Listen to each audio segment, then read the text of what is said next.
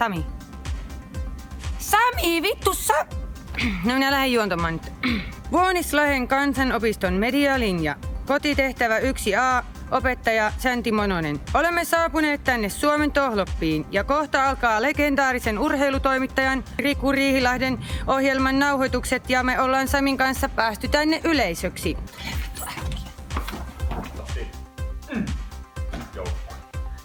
Noin vaan, vetelle menemään. Nyt.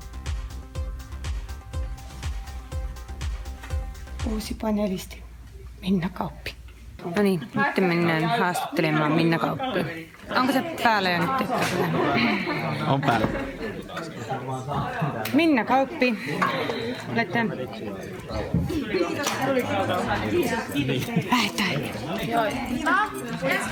Elä nyt saatana minua enää kuvaa. Pistätkö minulle tää hurttapaitaan, niin... Nimmari. Joo. Mitä sä teet?